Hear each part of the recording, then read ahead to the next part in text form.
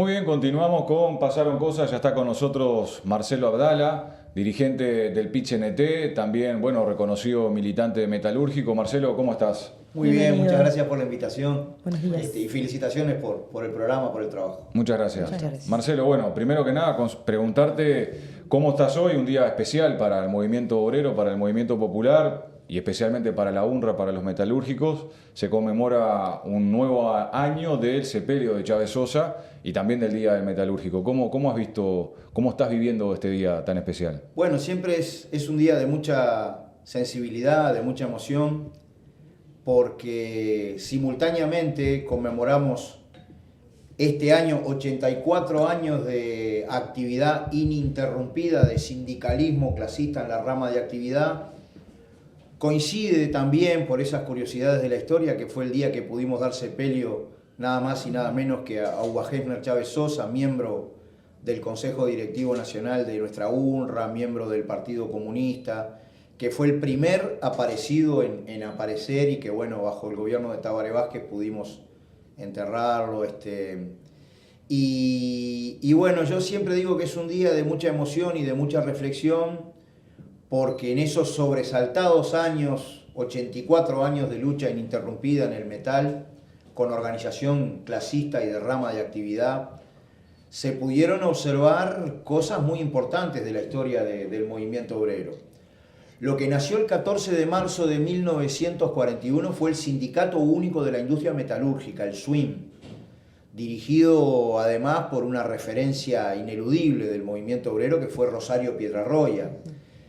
Pero en esos momentos, digamos, de aplicación de la ley de consejos de salario a partir del año 43, de divergencias en el seno del movimiento obrero, inclusive luego de la fundación del SUIM, coexistieron distintas organizaciones metalúrgicas.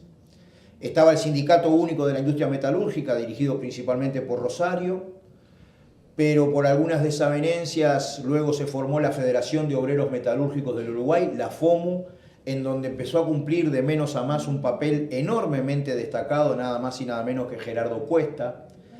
Estaba también la Asociación de Personales de Talleres Mecánicos y Afines, en donde actuaba, por ejemplo, don Pedro Toledo, que luego cumplió un rol central en la fundación de la Unión Ferroviaria. Habían en fábricas y empresas donde habían sindicatos autónomos. Y a partir de la huelga general del año 1946, de la acción común y la solidaridad en los consejos de salario, de la huelga general en el año 1950, que a veces los chiquilines que recién empiezan en la vida del movimiento obrero no saben, esta fue la primer huelga general por tiempo indeterminado con ocupación de los lugares de trabajo en toda América Latina, y se resolvió un 16 de julio de 1950, el mismo día que Uruguay salía campeón en Maracaná. Se abrió un proceso de discusión donde estas tres organizaciones y las empresas que tenían sindicato autónomo, por las necesidades de la clase trabajadora que necesita, como la planta al sol, digamos, la unidad de acción y la unidad orgánica de todos los trabajadores, comenzaron a desarrollar un proceso que luego se sintetizó en un congreso nacional con discusiones en todas las fábricas donde se discutían las tesis y se fue, digamos, arquitectando un proceso de unidad que permitió que en el año 53 naciera el SUMA, Sindicato Único de Metalúrgicos, Mecánicos y Afines, que luego cambió de nombre y pasó a llamarse la Unión Nacional de Trabajadores del Metal y Ramas Afines. Este es un año de números redondos, inclusive en lo que fue la huelga del año 1955 en la empresa Ferrosmal, que fue acompañada además por otra huelga general de toda la UNRWA en solidaridad con los compañeros. Fue asesinada María del Carmen Díaz, la primer mártir de la UNRWA. Más adelante, 4 de los 8 asesinados en la 20 también pertenecían a nuestra organización. Una huelga enorme en el año 62, un papel destacado en la huelga general, digamos, contra la dictadura. Es decir, la UNRWA se fue construyendo con una concepción, considerándose a sí misma como un destacamento de la clase obrera uruguaya, pero que hace parte de luchas mucho más generales. De hecho, el antecedente de la unidad en el metal y afines contribuyó a su vez luego a que los cuadros que tuvieron esa experiencia en el metal ayudaran a construir la CNT.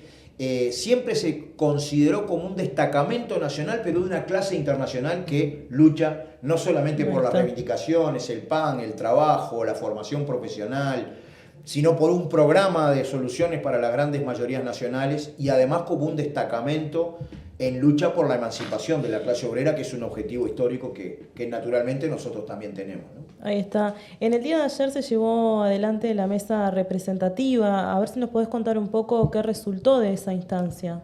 Bueno, fiel a estas tradiciones, la primera resolución que se tomó es una declaración contundente de solidaridad con el pueblo argentino, con los jubilados, contra esa represión fascista que se desarrolló, que nos lastima la sensibilidad, digamos, y fue la primera resolución unánime que tomó la mesa representativa. Pero luego directamente nos pusimos a trabajar de acuerdo a cómo establece el estatuto del PICNT, en las reglas del juego generales que nos van a llevar al 15º Congreso Nacional Ordinario del PICNT, que se va a estar desarrollando los días 22, 23 y 24 de mayo de este año, ¿no?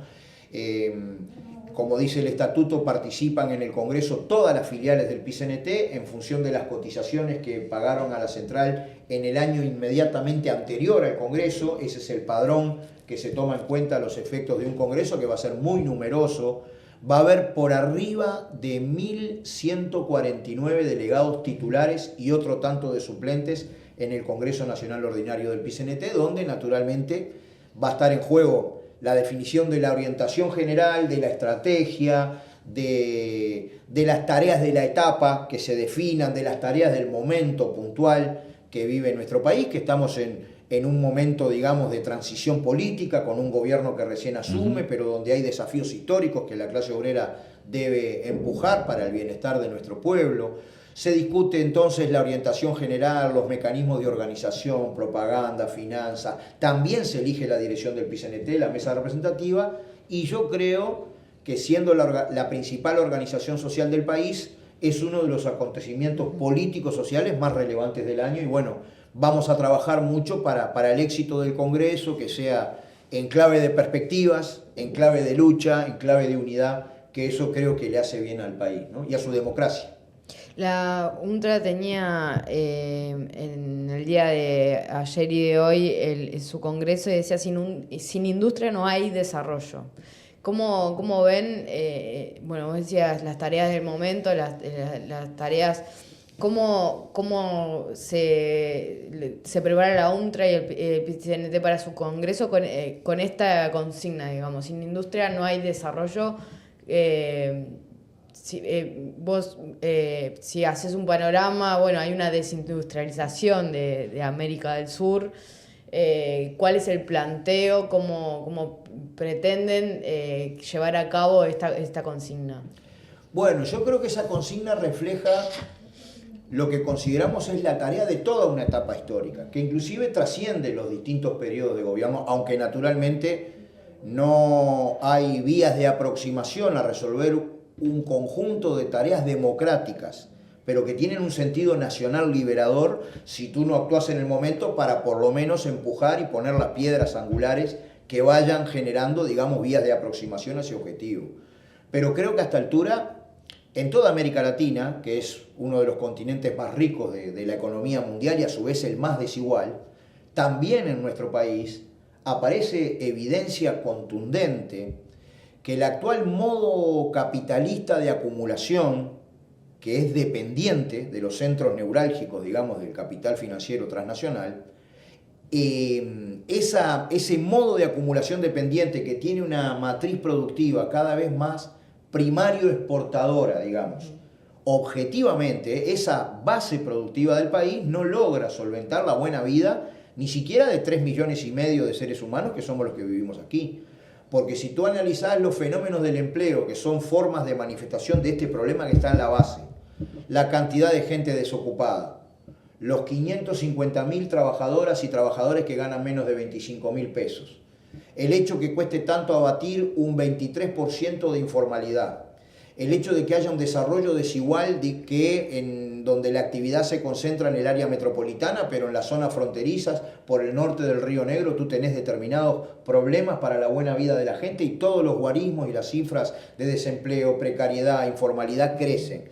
El hecho de que cueste tanto resolver la cuestión del trabajo de las mujeres y el trabajo de los jóvenes, lo que te está diciendo es que esta matriz productiva básicamente intensa en recursos naturales, porque exportamos celulosa, productos forestales, soja, carne, productos sin demasiada industrialización, y la economía se va primarizando cada vez más porque es el rol que el capital transnacional que domina el planeta, las grandes corporaciones, nos asignan ese rol en la División Internacional del Trabajo. Esa base productiva no logra la buena vida ni siquiera de una población con sus problemas demográficos tan exigua como la que tenemos.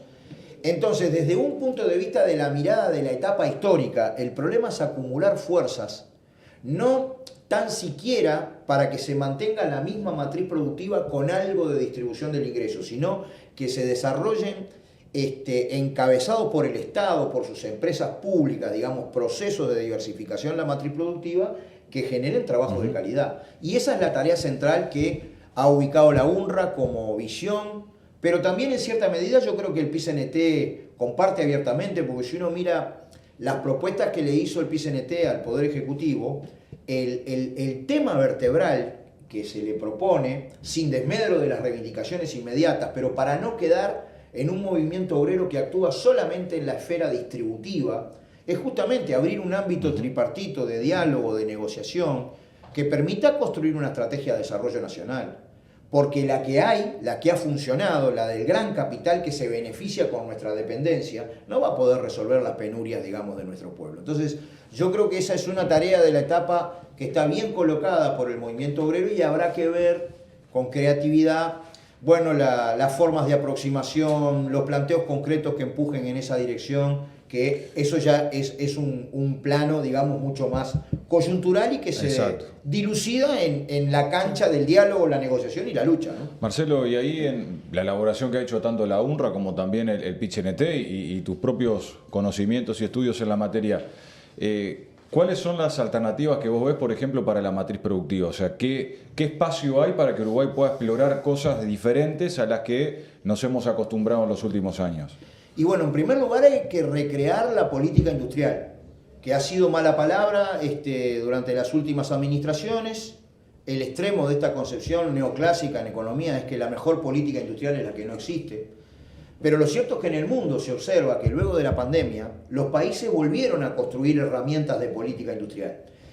Recuperar el rol del Estado en su capacidad de planificación estratégica, promover un dinamismo en la gestión de las empresas públicas, en las cuales las mismas no solamente ofrezcan bienes y servicios de calidad para la población, que es su obligación primaria, sino que también desarrollen, digamos, procesos de innovación, de investigación y de desarrollo propios, que establezcan eventualmente procesos de laboratorios en comunes, que tengan otras sinergias con la Universidad de la República, que a través de las compras públicas permitan el desarrollo de proveedores nacionales, la necesidad de mejorar el ratio de inversión en ciencia y tecnología en el país, la importancia de que la inversión extranjera directa no esté sometida tan siquiera a nuestra dotación de recursos naturales, sino que se alinee con una línea de transformación en donde la gente sepa cuáles van a ser los sectores en que nos vamos a desarrollar, que para esos sectores se haga funcionar la educación técnica y la capacitación necesaria. Y hay un problema que es muy grande y que se dilucida en el plano de las relaciones internacionales. Explorar concretamente, en particular con Brasil, pero mirando mucho más a América Latina, cuáles son las oportunidades en materia de complementación productiva que permitan también ayudar en esa dirección. Yo creo que hay muchas cuestiones concretas que se pueden hacer y que luego desembarcan en procesos, ramas concretas, definiciones de localización industrial, de descentralización productiva. Creo que hay toda una concepción para avanzar en esa dirección y en principio, si bien la propuesta que nosotros hicimos al Poder Ejecutivo aún no ha tenido una respuesta sistemática, la verdad que cuando uno observa los comentarios de los distintos ministerios involucrados a la hora de asumir, uno ve que podría desarrollarse buena onda de, muy de bien, desplegar porque ese diálogo, ¿no? eso es justamente lo que te iba a preguntar. En este momento de transición y con el Congreso del PIT-CNT tan próximo, hablabas de bueno, que ahí se va a delinear la proyección, la estrategia. A priori, ¿cómo ves esta transición y el futuro de este gobierno en el relacionamiento con el PIT-CNT, que será por lo menos distinto a como ha sido los últimos 5 años con el gobierno de la calle Pou? Bueno, con una dosis de esperanza importante, sabiendo que cuando uno quiere mover la aguja desde el punto de vista de la matriz productiva es un proceso diferente, inclusive a cómo nosotros nos paramos en los consejos de salario desde el punto de vista reivindicativo. Son procesos infinitamente más complejos y que también requieren, obviamente, una discusión de carácter integral. Es decir, nosotros nos preguntamos cómo se financia un proceso de ese tipo. Y bueno, aparece tal cual dijo el Congreso del Pueblo, tal cual también se le planteó al Poder Ejecutivo desde una perspectiva tributaria, que se necesita, por ejemplo, analizar cómo el que tiene más paga más, porque hay que sostener las políticas públicas que tiendan a diversificar la matriz productiva, cómo se graba de otra forma el producto de la renta diferencial de la tierra, que es donde naturalmente nosotros tenemos una productividad del trabajo más elevada por nuestra dotación de recursos naturales y de posibilidades naturales, para que a través de esa vía pueda sostenerse transformaciones que, por ejemplo, llevan a un dinamismo mucho mayor en ciencia y tecnología y en la inversión, que luego eso convierte esos procesos en trabajo. Pero la verdad, si uno analiza los planteos que se han hecho cuando asumió Juan Castillo en el Ministerio de Trabajo, cuando asumió Fernanda Cardona en el Ministerio de Industria, o la misma respuesta que el secretario de la Presidencia, Pacha Sánchez, nos dio en oportunidad de la movilización del PIT-CNT y de su participación, su presencia en la carpa que ubicó la Confederación de Sindicatos Industriales, en principio uno puede visualizar que digamos, estos procesos son bien vistos, aunque todavía no haya un formato concreto, por la representación del Poder Ejecutivo. Inclusive, está por verse, puede ser que inclusive algunas cámaras empresariales puedan asociarse a cada uno con su punto de vista, obviamente, porque aquí pueden haber acuerdos y contradicciones, pero a generar un diálogo de este tipo. A nosotros nos formalizó una solicitud de reunión la Confederación Gremial Empresarial, que todavía no se ha hecho, pero bueno, de alguna manera sondearemos qué perspectivas hay también de la parte de los empleadores para, con independencia de los diferentes intereses que tenemos, que no vale la pena ni insistir en ello, podamos de repente coincidir en algunas políticas que sean positivas para el país. Marcelo, vos hablabas de las tareas del momento y ahora estabas hablando del relacionamiento y las señales con el nuevo gobierno, y te quería consultar cuáles son las expectativas del PIT-CNT frente al diálogo social, el diálogo por la seguridad social. Bueno, nosotros tenemos también ahí muchísimas expectativas. Obviamente que el movimiento sindical protagonizó una gesta democrática que creo que fue una enorme contribución al debate político, social y de la perspectiva económica del país. Naturalmente que nuestra propuesta fue absolutamente combatida, estigmatizada por los resortes principales del poder, encabezado por la Cámara Patronal de la SAFAP. Pero si uno analiza la literatura, podríamos decir, o lo que salió en la prensa con respecto a la cuestión del plebiscito, hasta las calificadoras de riesgo internacionales que representan los intereses del capital financiero internacional, porque, por ejemplo, nunca previeron nada ni dijeron nada cuando la crisis del capitalismo en el 2008, por la burbuja inmobiliaria y sus consecuencias financieras en Estados Unidos. Pero cuando hasta la banca transnacional y las calificadoras de riesgo atacaban la propuesta del movimiento sindical, nosotros por abajo conversamos con toda la población. Es cierto que nuestra perspectiva no tuvo la mitad más uno de los votos, pero no es menor que tuvo el apoyo de casi 1 millón de uruguayos. Y si uno analiza, digamos, el programa de gobierno del Frente Amplio, que es la fuerza política que ganó la elección, en primer lugar, digo por algunos dichos el senador García, que acusaba a un presunto diálogo social de pretender vulnerar la voluntad popular. Pero lo cierto es que la fuerza política que conquistó el gobierno dijo abiertamente, muchas veces en diferencia de ubicación con respecto a la postura del movimiento obrero, del movimiento sindical, que iba a convocar un diálogo social en esta materia, y la gente votó esa propuesta. Pero además, si rascás y profundizás un poquitito en el programa, yo lo decía en momentos de la campaña, nosotros no propusimos una reforma integral de seguridad social en el plebiscito, que es lo que estaría en discusión en el diálogo social. Propusimos 3 medidas cautelares. La primera, recuperar un derecho que nos expropió la ley 20.130, de poder jubilarnos a los 60 años. La segunda, subir las jubilaciones mínimas equiparadas al salario mínimo nacional. Y la tercera, eliminar las AFAP como participación del lucro financiero en la seguridad social. Si uno analiza el programa de gobierno de la fuerza que triunfó, bueno, decía recuperar el derecho a jubilarse a los 60 años y que después, si es que alguien está en las condiciones de seguir trabajando más tiempo, que esto se estimule con una mejor jubilación, si es que alguien decide seguir trabajando más años. Decía, en segundo lugar, mejorar la suficiencia de las prestaciones y específicamente acercarse, tal vez paulatinamente, a que la jubilación mínima, el salario mínimo nacional. Y no decía el programa del Frente Amplio eliminar las AFAP como nosotros ubicamos en la papeleta, pero sí dice eliminar el lucro financiero en la seguridad social. Por tanto, aquellos que antes de que comience empiezan a tirar piedras al diálogo social, en realidad la gente votó una propuesta programática que tiene estos componentes. Bueno, el movimiento sindical se para en el escenario del diálogo social ahora con el objetivo legítimo de decir, cúmplanse en estos objetivos, conversemos de qué manera y aportar ideas, digamos, que van desde la financiación de la seguridad social, que es muy injusta.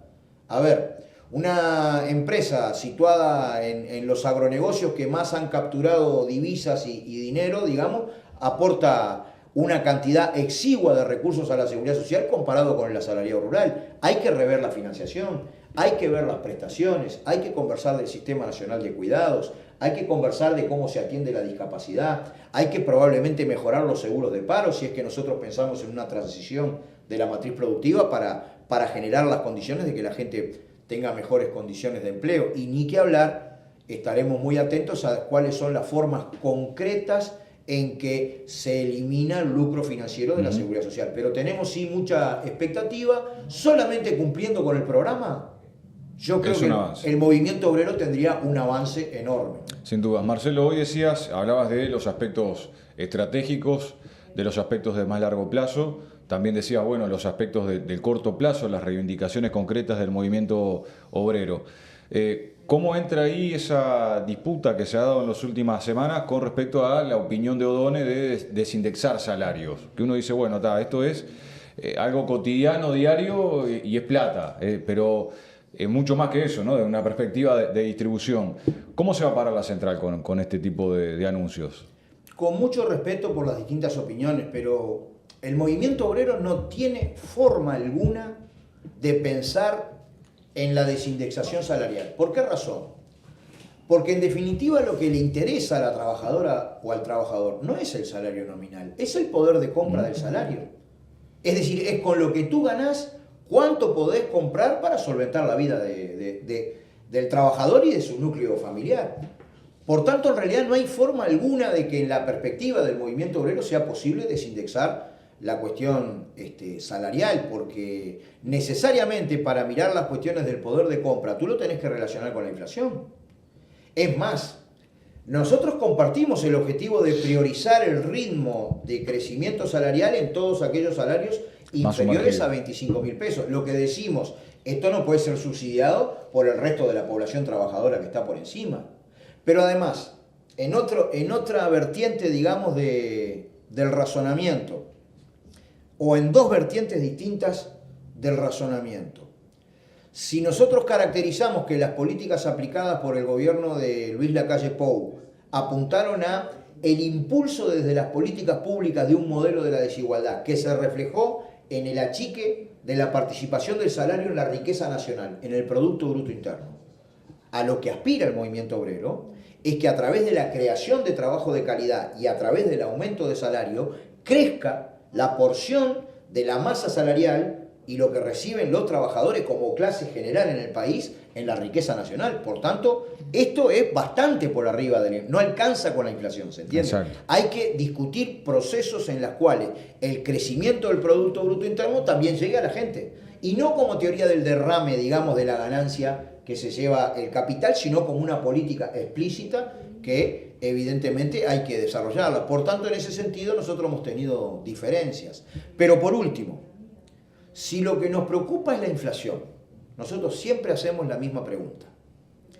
Y en el trabajo, en la creación de valor agregado que surge del trabajo, hay una parte de la jornada en la cual el trabajador reproduce su jornal completo y otra parte de la jornada que se convierte en el plusvalor de que se apropia el capital. A la hora de ver los precios, ¿por qué siempre miramos el salario y nunca miramos la rentabilidad?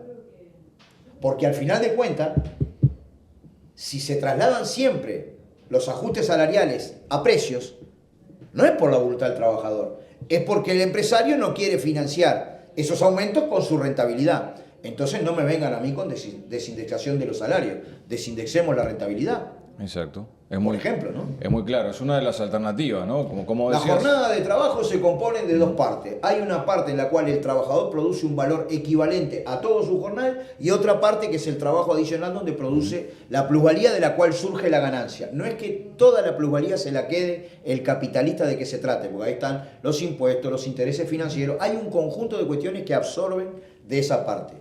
Pero a la hora de controlar los precios siempre miramos el salario. ¿Por qué no miramos la rentabilidad? Exacto. Porque hay sectores que tienen una altísima rentabilidad, ¿no? Es algo parecido a lo que pasó con la discusión de la seguridad social, ¿no? En torno a quién financia la seguridad social, porque parece que el único elemento de financiación son los salarios y poco se habla o poco se discute de los aportes patronales en ese sentido.